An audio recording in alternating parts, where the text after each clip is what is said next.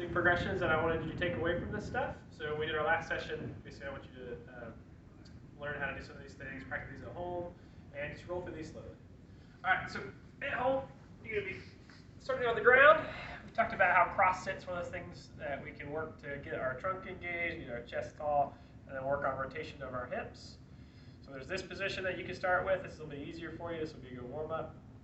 From here, what we're going to move into would be bent knee sit, which is going to be both knees pulled up toward your shoulders. You're going to pull your chest nice and tall, and you're going to try to flatten out your back, so you don't want to be rounded. Try to sit in this position, squeezing your shoulder blades. Take deep inhales. After this, you can transition into like long bent sit. Do that on both sides. And eventually, we can go into long sit. You can always use props for any of this. So at any point when you're doing these exercises, feel free to take your hands away if you want to work more on your core strength, or use your hands or one hand, or whatever you may have, so you can take some pressure off your back and off your core. From here, we're going to move into side bent sit. This is the big takeaway. So side bent sit is going to be here. So basically, this position is so we can work on full internal rotation on one hip, full external on the other. You're going to try to center your chest bone over your pubic bone.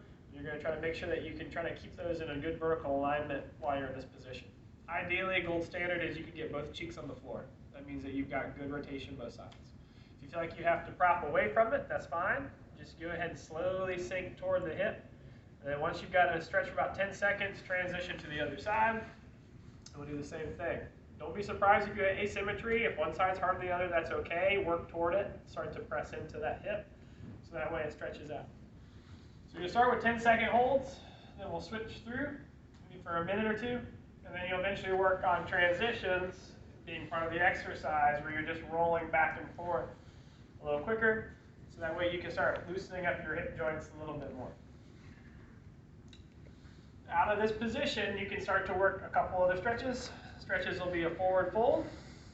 You'll hold that for 5 seconds. You're taking your chest straight over your shin bone. You're going to work on a low reach. So you're going to take your hand and reach wide across your body, stretching across. And then you're finally going to move into a high kneel, which is where if your knees can tolerate it, you're going to push yourself up into a tall kneel position, squeezing your cheeks, ending up in this tall position to stretch out the inside of your hips. So you can do these 3 stretches out of side bent sit, and you can just vary those as you go. 5-second holds are fine, and then just ease your way back out of it. So that's kind of a whole sitting progression. Spend 5 to 10 minutes of this stuff every day, and it'll help your hips feel a lot better, and it'll also help keep your core strong and keep just you getting on the ground and making it a lot easier.